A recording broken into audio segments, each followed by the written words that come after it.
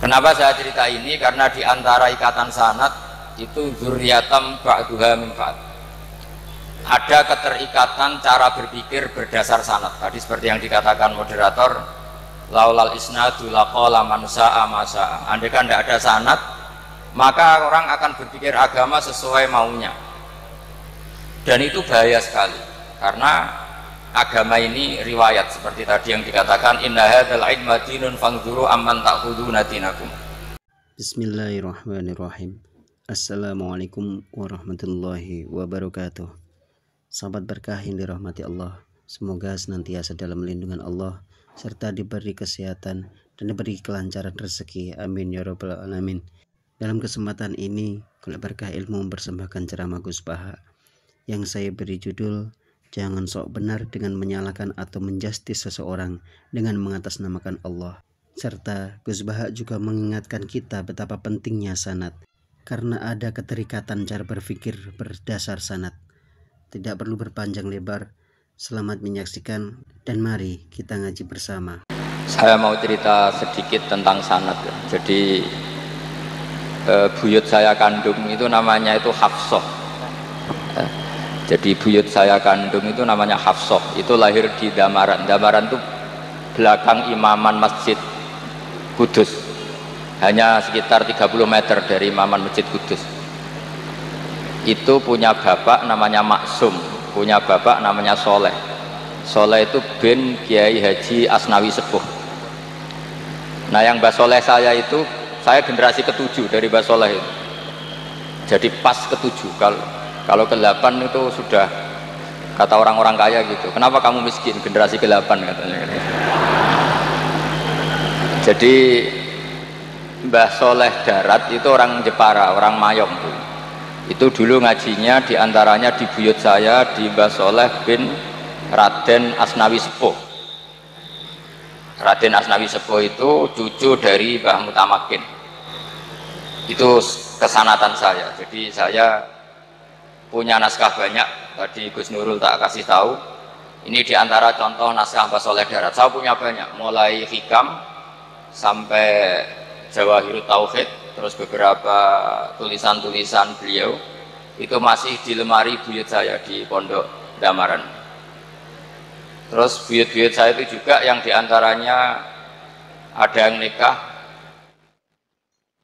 di keluarga Gedungan, dan itu sebagian melahirkan Pak Said Akil. Jadi buyut-buyut Pak Said itu adiknya buyut saya. Tapi kalau saya dengan beliau itu sepuh beliau. Jadi kalau saya manggil Pak Said itu kira-kira kalau nggak paman ya mbah. Kenapa saya cerita ini? Karena di antara ikatan sanad itu dzurriyatam ba'duha min ba'd. Ada keterikatan cara berpikir berdasar sanad. Tadi seperti yang dikatakan moderator, laulal isnadu laqala man sa'a ma sa'a. Andai kan tidak ada sanad, maka orang akan berpikir agama sesuai maunya. Dan itu bahaya sekali, karena agama ini riwayat seperti tadi yang dikatakan inna hadzal ilma dinun fanzuru amman ta'khuduna dinakum. Saya punya sekian contoh cara berpikir sanad dan cara berpikir rasional. Di akhir Ihya itu ada cerita tentang rojak, dan ini pasti di luar dugaan sampai. Karena sanad itu cara berpikir itu ya ikut saja. Yaitu ada 2 orang ahli neraka dipanggil Allah. Dipanggil Allah dalam keadaan di borgol. Ditanya sama Allah, enak di neraka? Jawabannya pemuda itu ya, wah Gusti ya, di neraka kok enak? Ya jelas gak enak. Ya sudah, kamu kembali lagi ke neraka.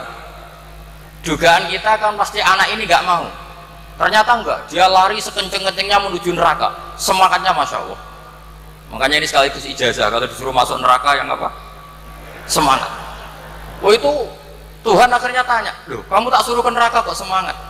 Gusti saya ini sudah kapok. Ketika di dunia kalau jenengan nyuruh sholat saya lelet, jenengan menyuruh kebaikan saya lelet. Sebagai bentuk kapok saya, dengan menyuruh saya ke neraka saya semangat supaya saya nurut.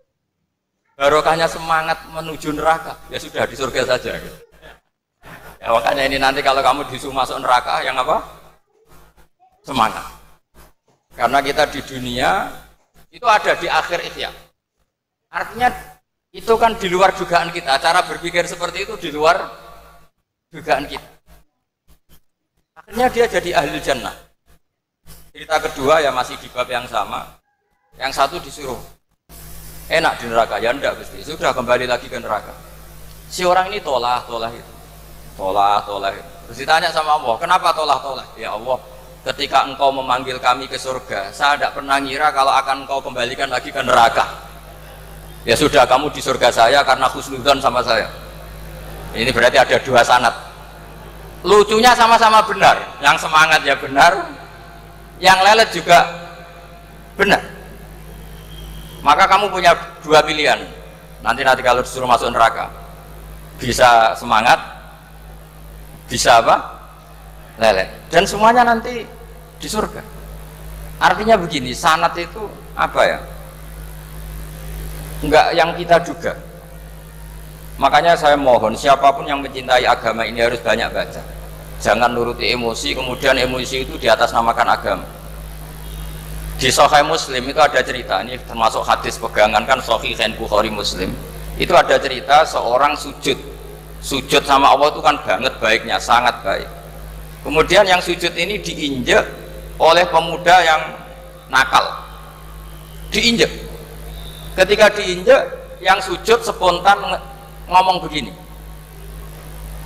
fa wallahi la yaghfiru Allahu laka, demi Allah, Allah tidak akan maafkan kamu. Di luar dugaan, tentu kalau nggak ada sanad, omongan ini normal karena nginjek orang apa? Sujud. Tapi di luar dugaan, Allah mewahyukan ke Nabi di zaman itu, disuruh bilang sama orang yang sujud itu, Allah ngendikan, manggalladzi yata'alla alayya alla aghfira li fulan faqad ghafartu lahu wa ahbattu amalah. Siapa yang mencatut nama saya bahwa saya tidak bisa memaafkan orang yang nginjek, Allah tersinggung karena namanya dicatut. Saya ini Tuhan bisa menyiksa dan bisa mengampuni. Kenapa sifat saya jadi satu hanya menyiksa? Sifat ampunan saya di mana? Itu kalau nggak sanad tidak bisa. Saya ulang lagi, Allah itu apa? Zat yang bisa yaghfiru liman yasha wa yu'adzibu man yasha. Tapi orang yang sujud ini hanya mensifati Allah satu, yaitu Allah pasti menyiksa. Dan Allah tersinggung. Bagaimana mungkin saya Tuhan hanya berstatus bisa menyiksa, tidak bisa mengampuni? Akhirnya orang ini disalahkan, malah yang sujud tadi bilang ke orang itu, sujudnya saya hapus pahalanya, dan yang nginjek saya hapus dosanya. Tapi ya bukan berarti terus kamu boleh nginjek orang sujud, ya enggak. Artinya gini loh, saya hanya memperkuat moderator tadi. Berpikir agama itu berdasar sanad. Kalau nuruti emosi pasti kita akan setuju Allah tidak ngampuni yang menginjak. Tapi berdasar sanad, berapa orang yang dulu melukai Nabi, bahkan punya niat membunuh Nabi, akhirnya ditobati oleh Allah Subhanahu wa Ta'ala. Siapa yang nggak tahu cerita Suraqah, orang yang niatnya membunuh Nabi, ditobati Allah. Siapa yang nggak tahu cerita Khalid bin Walid, orang yang punya konsep untuk mengalahkan Nabi di perang Uhud, juga akhirnya masuk Islam dan diampuni Allah. Banyak lagi tokoh kafir yang dulu musuhi Nabi akhirnya ditobati oleh Allah. Sehingga ketika Nabi sangat marah ya dengan mereka yang kafir, malah ada ayat turun laisa laka minal amri syai'un aw yatuba alaihim aw yu'adzibahum, bahwa wilayah mengampuni dan memaafkan itu wilayah Allah. Tentu kita secara syariat akan mengatakan yang nginjak itu salah, pasti itu. Kalau yang nginjak itu pasti salah, yang kafir pasti salah. Tapi jangan katakan kalau Allah tidak bisa menobati mereka. Lagi-lagi yang bisa mengertikan itu apa? Sanad. Kita ngaji di bab itu bahwa ada orang diinjak, ternyata Allah ketika yang sujud mengatakan wallahi la yaghfiru Allahu laka, demi Allah, Allah tidak akan maafkan kamu. Loh, mensifati Allah dengan satu sifat la yaghfiru itu Allah tersinggung. Karena Allah bisa yaghfir. Makanya ini penting sekali saya utarakan supaya kita ini bicara itu sesuai sanad. Karena andaikan tidak sanad, agama ini di logika, kemudian logika orang itu berbeda-beda. Maka kayak apa kacaunya agama ini? Terus yang ketiga, saya beri sekian contoh. Ini saya bawa kitab hikam yang diterjemah oleh Mbah Soleh Darat. Saya dulu pernah ngaji hikam sama banyak Gus Zofur. Cara berpikir Abul Hasan Asyadzili misalnya, umumnya orang itu kan kalau amal itu ingin diterima ya, kalau sujud ingin diterima Allah, kalau sholat ingin diterima Allah, dan kalau sangat ingin itu biasanya terus berlebihan, saking berlebihannya terus nangis minta amalnya diterima gitu. Tapi efek negatifnya gini, jangan-jangan nggak diterima, lalu kalau nggak diterima gunanya apa? Ini buruk sekali kalau mulai tanya sujud saya jangan-jangan nggak diterima, kalau nggak diterima gunanya apa? Itu menurut Abul Hasan Asyadzili itu pertanyaan dari setan. Bagaimana mungkin kita pernah menyesal atau menyesali sujud yang pernah kita lakukan untuk Allah Subhanahu wa ta'ala. Wong dadi kawulane Allah, wis dikai bumi, dikai oksigen, dikai rezeki, tahu sujud, bareng dikasih tahu Jibril, sujud kamu nggak diterima. Wah, getun aku sujud be Allah. Masa sujud sama Allah getun. Maka kata Abul Hasan Asyadzili begini, kafa bika jazaan an radiyaka laka ahlan, cukup sebagai balasan dari Allah yang luar biasa kamu ditakdir sujud. Woi, keren. Coba kalau kamu nanti ketemu Allah, ada orang yang sama sekali di bumi gak pernah sujud, lalu kamu ketemu Allah sujud berkali-kali, kemudian dapat kabar kalau sujud kamu gak diterima, pantas mana kira-kira? Pantas yang pernah sujud apa pantas yang gak pernah sujud? Pantas yang pernah sujud. Jika pikirannya Abul Hasan Asyadzili, sudahlah kamu bahagia saja karena kamu ditakdir pernah sujud, itu satu anugerah Allah yang luar biasa. Kamu nggak perlu terganggu diterima apa nggak diterima, karena kalau kamu terganggu itu nanti lama-lama mengatakan apa gunanya sujud kalau tidak diterima, dan itu setan menang kalau sudah ada pertanyaan apa gunanya sujud. Nah, makanya disebut min syarril waswasil khannas. Kata Abul Hasan Asyadzili, waswas di sini adalah setan ngeridu kamu supaya kamu ngeset semua ibadah kamu, jangan-jangan kamu nggak diterima, kemudian kamu menyesali semua ibadah yang pernah kamu lakukan.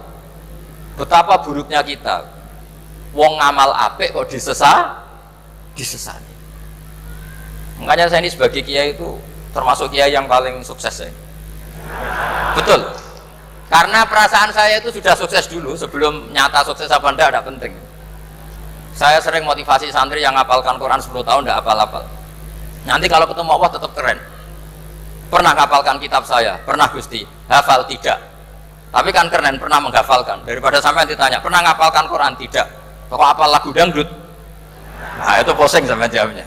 Tapi kalau santri saya, pernah ngapalkan? Pernah Gusti. Di mana di Guswa? Hafal? Enggak. Beda saja? Enggak. Tapi saya mencintai kitab engkau dan bukti cinta saya tak hafalkan. Cuma nasib tidak memihak saya Gusti, kan masih lumayan itu. Daripada ditanya pernah ngapalkan Quran? Tidak Gusti. Jebule apal lagu dangdut, yang ibu-ibu apal harga cabai naik turunnya harga berambang. Ini harga sembako hafal, tapi kalau Quran tidak hafal. Nah, pikiran-pikiran kayak Abul Hasan Asyadzili itu harus kita kembangkan. Makanya saya suka sekali ketika Mbah Mun yang sekarang diteruskan Gus Wafi meresmikan Thariqah Syadziliyah.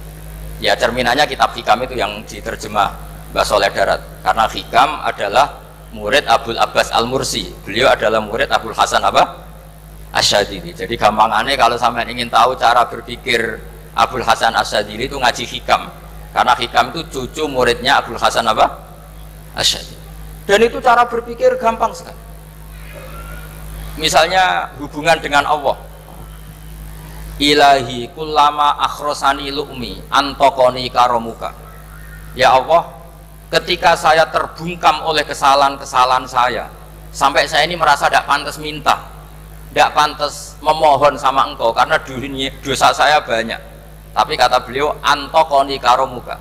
Dan itu indah sekali kata-katanya, ilahi kullama akhrosani lu'mi antokoni karomuka. Jadi kullama akhrosa, sekirane bungkam disosoni ingsun apa lumi sifat elek ingsun apa mongko dadi iso ngucap niki ingsun apa karo sifat lomane dunia. Dan itu dipraktekkan semua ulama. Ya nafsu la taknati min zallatin azumatin al kaba'ira fil kufrani kalamami. Jadi yang seperti yang dikatakan tadi Gus Ubaidillah tadi, ya sudah, kadang ada Baron saya, ada Busiri, saya tidak tahu karena bacanya innal kaba'ira fil kufrani kalamami la alla rahmata rabbi hina yaqsimuha ta'ti ala hasabil isyani fil kisami. Itu ada orang terlalu fanatik kebaikan, datang ke Abdul Hasan Asy'adzali, gerutu karena dunia ini sudah kacau balau, banyak maksiat, banyak macam-macam. Apa jawabnya Abdul Hasan Asy'adzali? Man ahabba alla yusawahu fi ardi faqad ahabba alla tadhharu maghfiratuh. Jadi malah dibalik. Kalau kamu ingin dunia ini steril, nggak ada apa-apa, berarti kamu tidak suka akan kelihatan maghfirahnya Allah. Jadi sanad-sanad seperti ini harus kita jaga. Meskipun tidak kita manfaatkan untuk kepentingan hadzun nafsi, tapi kita harus kita jaga. Jika kita jadi orang itu tidak terlalu sepaneng dengan pikiran kita bahwa maksiat itu pasti mendatangkan azab. Kok kamu katakan pasti, itu buktinya apa? Maksiat itu salah, kalau salah harus istighfar. Maksiat itu salah, tapi Allah bisa saja mentobati yang maksiat kemudian jadi orang baik, karena Allah tetap bersifat yaghfiru liman yasha wa yu'adzibu mayasa. Kok kamu katakan pasti-pasti, itu sanadnya dari mana? Jadi ini pentingnya sanad ya. Jadi kita harus terus menjaga sanad ini supaya cara berpikir agama sesuai garis yang pernah ditulis oleh para ulama, yang semua itu musalsal ila Rasulillah Shallallahu Alaihi Wasallam. Terus ini mumpung ini di depan Gus Zofur juga, ini pernah tak baca di depan putra-putra beliau, di depan anak-anak. Ini nanti saya hadiahkan ke PWNU Jawa Tengah. Saya nulis kitab ini sebagai bentuk saya bahwa apa yang dilakukan Syekhina Kiai Haji Maimun Zubair semuanya itu berdasar khazanah-khazanah yang ada dalam kitab-kitab Al-Kutubil Mu'tamadah. Di antaranya ini kitab Khilyatul Auliya. Kitab Khilyatul Auliya itu kitab kesayangan Imam Ghazali. Sampai kalau baca Ihya Juz 4 itu beliau memberi saran ke kita, wa alaika bimudawamati mutolaati kitabi Khilyatil Auliya wa tabaqatil asfiya. Karena Imam Ghazali fi manaqibil akhyar itu nginduk kitab Khilyatul Auliya karangannya Abu Nu'aim Al-Asfihani. Kalau di tasawuf beliau nginduk kitab namanya Qutil Qulub karangannya Abu Thalib Al-Makki. Kalau di fikih tentu beliau nginduk gurunya sendiri Imamul Haromen, yaitu Nihayatul Matlab fi Dirayatil Madhab. Ini saya beri contoh kenapa Mbah Mun, Ki Ubaidillah, semua tokoh-tokoh NU cara perilaku itu santai, rileks tapi terarah. Ini saya beri contoh. Ini riwayat dari Sufyan bin Uyainah, termasuk gurunya Imam Syafi'i. Ini halaman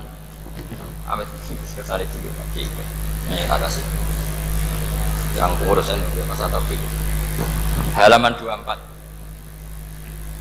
Ya, ini di halaman 24 saya terangkan. An Sufyan bin Uyainah, kana Isa wa Yahya alaihi wassalam ya'tiyanil qaryata fayas'alu Isa an syirari ahliha wa yas'alu Yahya an khiyari ahliha. Faqala lahu Yahya, lima tanzilu ala syirarin nas? Qala innama ana tabibun udawil mardo. Ini di juz 7 halaman 323. Jadi mulai dulu ulama itu ada yang fokus ngelola orang-orang soleh, tapi ada juga yang mendokteri orang-orang yang macam-macam. Nabi Isa itu kalau di satu daerah tanya, di sini yang orang nakal-nakal di mana? Oh, di situ. Terus beliau ke situ. Saya ini ibarat dokter. Tentu dokter itu yang menyembuhkan orang-orang yang sakit. Sehingga kiai-kiai kita tuh ya kancanan orang soleh ya mau, bina orang fasik ya mau. Lah yang nggak boleh itu yang potensi katut fasik, itu nggak boleh. Jadi apa ya, supaya kita itu melihat sesuatu itu tidak seudon, kiai kok berteman orang fasik. Saya berkali-kali bilang berteman orang fasik itu haram. Tapi kalau dibalik pertanyaannya, membina orang fasik hukumnya gimana? Baik, bisa membina kalau berteman, ya sudah dibolak-balik gitu. Tapi kalau dibalik berteman orang fasik menjadi fasik, ya jangan berteman kalau obatnya masih seperti itu. Ya terus saya teruskan ya. Sayyidina Umar itu terkenal orang yang sangat keras. Sayyidina Abu Bakar terkenal orang yang layyinal janib, orang yang sangat santun, sangat sopan. Tapi anehnya ketika Abu Bakar mau wafat, itu khilafah atau khalifah itu diwasiatkan supaya yang mimpin itu Umar. Padahal orangnya sangat keras. Tapi yang jarang diketahui publik adalah ngiranya Umar keras itu wataknya. Ternyata enggak. Di sini diterangkan Umar wataknya itu sebetulnya bisa memilih keras atau halus. Ini saya baca ya di halaman 25. Beliau ditanya oleh Abdurrahman bin Auf. Terus beliau menjawab, ya Abdurrahman, wallahi laqad lintu linnasi hatta khasyitu wa fil lain. Tsumma staddattu alaihim hatta khasyitu wa fis siddah. Fa ainal makhraj. Terus di sini saya terjemah, saya saat lunak juga takut sebab lunak bisa dianggap pembiaran, tapi saya juga takut Allah saat keras, sebab keras jangan-jangan termasuk tanfir, orang lari dari kebenaran.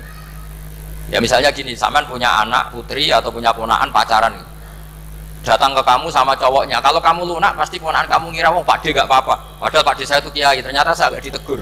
Lunak itu punya akibat dianggap pembiaran terhadap maksiat. Ya. Tapi kalau kamu keras, wah nak nenggonku tak wantemi watu, kan nggak pernah ke kamu, bagaimana bina wong sowan saja gak berani. Artinya efeknya sama, terlalu lunak ya punya efek tidak bisa bina, terlalu keras juga punya efek tidak bisa bina. Maka kata Sayyidina Umar, fawallahi laqad lintu linnas hatta khasyitu wa fillan. Artinya saat bersikap lunak saya takut Allah, karena lunak bisa dianggap pembiaran terhadap maksiat.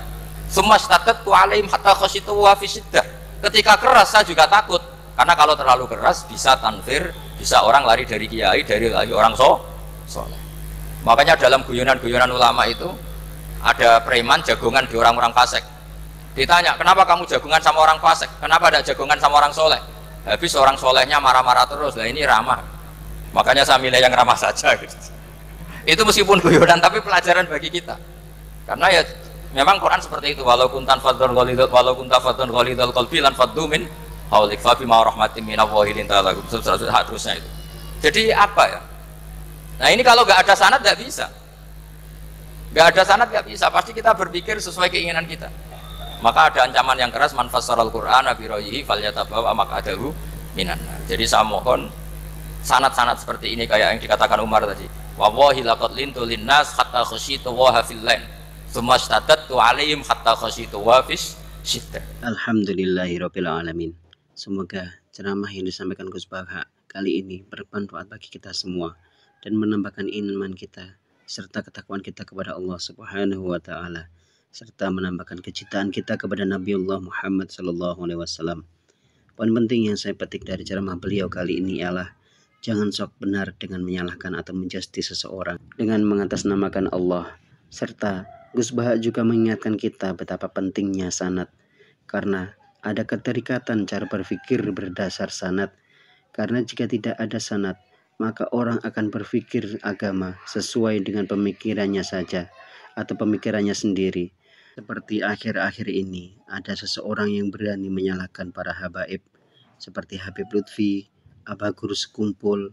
Semoga ceramah Gus Baha kali ini orang yang seperti itu mendengarkan dan tercerahkan, bukan belajar sebentar lalu sudah menyalahkan orang lain. Serta kata Hasan Asadili, jangan pernah kita beranggapan bahwa sujud kita tidak diterima Allah atau menyesali sujud yang pernah kita lakukan untuk Allah Subhanahu wa taala. Dan kata Hasan Asadili, cukup sebagai balasan dari Allah yang luar biasa. Kamu ditakdir sujud, itu sudah sangat keren sekali. Semoga apa yang disampaikan dari Gus Baha, guru besar kita, bermanfaat bagi kita semua dan menambahkan iman kita kepada Allah Subhanahu wa taala, serta menambahkan mahabbah kecintaan kita kepada Rasulullah Muhammad sallallahu alaihi wasallam. Dan tak lupa doa yang terbaik kepada guru besar kita, semoga diberi kelancaran, kesehatan, dan diberikan umur yang panjang. Amin amin ya rabbal alamin. Mohon maaf atas segala kesalahan dan kekhilafan. Wassalamualaikum warahmatullahi wabarakatuh.